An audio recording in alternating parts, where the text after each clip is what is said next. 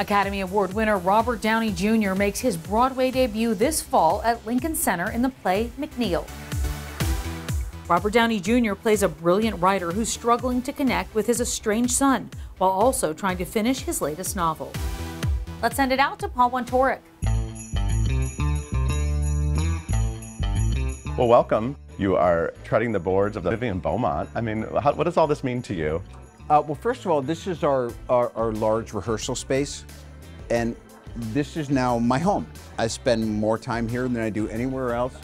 I've learned more here in the last couple weeks than I did in the entirety of all the theater experience I ever had, but I'm able to bring all the experience I've had in other mediums back to here, and so it feels unnaturally natural.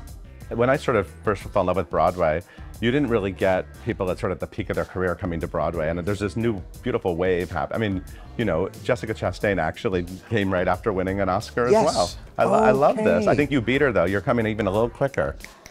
So why is now the time? You know, I'd like to pretend that I have some grand design about how things happen. Susan Downey handed me the script. I looked at the title, I said, that's a cool title. She goes, it's theater. I love this writer. I'm not going to say anything. I'm not going to try to color your experience of reading this. And I knew I was doing it practically from jump. Wow. I was absolutely certain I was doing it before I was done reading it. When that happens, there's no why. You just feel like, oh, because I feel like, oh my God, like this is a gift. What got your attention about this when you cracked it open? Well, I just loved Ayad's script. It's so timely, it's so modern, it's asking questions that I think everyone is asking right now. So I felt like it was fresh and it was delicious. And Robert, of course, is someone that I was so excited to work with. He's a wonderful artist, and turns out that he's a wonderful person, so that's a lucky addition. It's a little bit of a ripped from the headlines idea to talk about AI. You know, it's never really been explored on Broadway, but it's not really all that the play is about, right? I mean, it's sort of an element of the storytelling. It is, that's right. Yeah, AI is just, it just happens to be sort of, I mean, a kind of a character in the play, really. And that's a really interesting way to come at it. And I feel like the play makes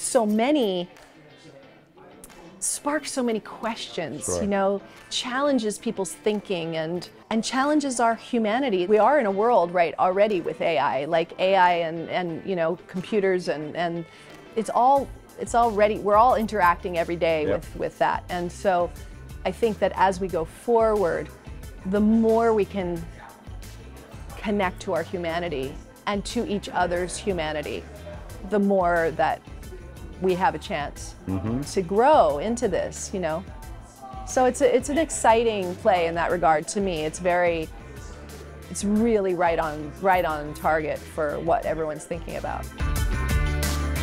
You have multiple things published, beautiful novel and great plays, Pulitzer Prize winning play, Disgraced. Are you now able to go into ChatGPT and write something in your style? That's a thing. You can. I actually haven't tried to do that, but some of my friends have sent me their attempts. I'm gonna write a play in your style. And it's funny. I mean, the large language models seem to be able to capture some quality of the way that I prefer to write sentences and what the preferred word order, where the prepositional phrase often tends to land, and it's interesting. I mean, you know, you wouldn't think that you could be so clearly targeted or pegged by a computer, but turns out you can be. But that is kind of what we're dealing with here, right? So McNEAL is a novelist, and he's using this technology, right? I mean, isn't that sort of what we're exploring? Is that what's happening? I mean, it's not really clear what he's doing. It's clear he's involved. It's clear AI's involved in the show. And then it becomes clear that maybe he's using, I mean, there's a lot of confusing red herrings, if you will, but it does end up being, I think, a meditation on artificial intelligence in the end. I mean, you know, Shakespeare's always saying, you know, that art holds a mirror up to nature, and in a way, AI holds a mirror up to us. And I think what's nice about the play is it's not making some argument about AI taking over. It's much more about how we intersect with and deal with our own levels of imitation, our own levels of creativity, how we take from others, good and bad, and how we assemble thinking. Just tell me what audiences are in for. The way that our phones, AI, the way that ChatGPT, just the way that technology has influenced this play is literally down to the bones of the floor. What was attractive about this show to me was that it posed the question, what does technology look like for the future? How has it already affected my present in a way that started in my past? At a time that I did not possibly think that AI was involved in my life, if it's already true now, it happened then. And how much do we not know that's happening now, which is going to affect our future and our kids' future? It just kind of like cracked open my head when we did this workshop back in March or so.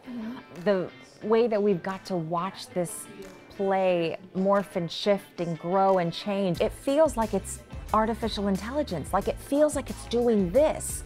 And that's been fascinating. And a meta-human digital. Yeah, right. Refer to him as Digital Right. Downey. There's Digital Downey, and Yeah. we have, you know, digital versions of, you know, of actors on stage, and, Yeah. and we're not really sure what that looks like yet. What It's the like world of it another will feel like. cast member. Yeah. We're going Totally. to add the Yeah. eighth cast member, you know, to the group soon. But then there's moments where you're so dropped in because Ayad's writing is phenomenal. Sure. And for 20 minutes, you're forgetting that this play is posing these really Right. big questions about like, oh, are we as humans and as artists about to be replaced? Are we already replaced? What's happening? What is my part in this? But then you're just dropped in and you're watching a scene with, you know, Melora and Robert about someone who dealt with a seemingly narcissistic ex-lover and feeling manipulated and used, and that's just bare bones phenomenal theater and like relationship, and you're watching that, and then all of a sudden the next second you're like, oh, Digital Downey. You know, you're a very fancy Tony-winning actress. You could just be sitting on your laurels doing very, you know, some classic comedies, but you're doing like a cool, modern, like forward play. I love it. Let's talk about the human element for a minute, because you get to play McNEAL's agent. I do. What's it been like exploring it with him, and what is your character's sort of role in all of this? Well, so he's just won the Nobel and she's very excited, but he's also very destructive. So she has to walk a line between not taking care of him, but watching him, make sure that he doesn't go off the deep end, and letting him be the artist that he is. I think that's a tough line for probably any agent and manager. She is feisty, determined, ambitious. She says, I'm gunning for the bestseller list week 1. You know, that's where she is. Right. And also, she doesn't have any other people. Her clients haven't won Nobels. This is a huge day, this day that the play begins. So it's a world that I understand, but I've never played a character like this, so it's good. You all get sort of the ability to work very intimately with Robert Downey Jr. He's obviously a very lovely, playful co-star. That's right. What's it been like rehearsing these scenes and sort of building the show with him? I mean, each scene is literally like its own play. It's like a one act and a two-hander at that. So Robert has definitely been hella fun to work with.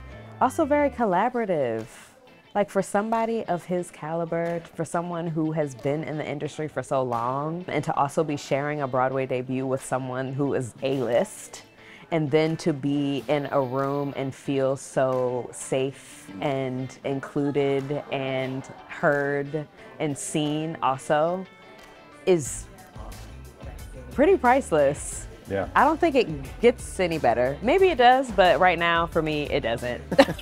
No, I don't think it does. I think it's very unique. Yeah. I know, having done this for a while, I know a lot of people in that position, and there is a very unique quality in which the removal of ego exists, for the most part, in his position, that allows us to, as you said, feel comfortable in a way that is very uncommon for movie stars. And that is what we're doing here. That is collaboration. That is the we, not the I. Theater is very special because, you know, when you're sort of locked in a room with a bunch of people for a couple hours. It's exciting. I mean, yes. I was reading the story that Philip Seymour Hoffman saw you, right, do the play up in Rochester when you were a teen. Yes. And was inspired, I mean, which is such a beautiful thing to hear. And that's the type of stuff that happens on Broadway. Are you excited to have that interaction with a bunch of humans in a room? Of course, you know, and I've always gone and seen my peers who were doing theater. I went and saw Jeremy with Enemy of the People, Jeremy Strong. But you know, we're all kind of in an escape room right now, and the only way out is to put on a show.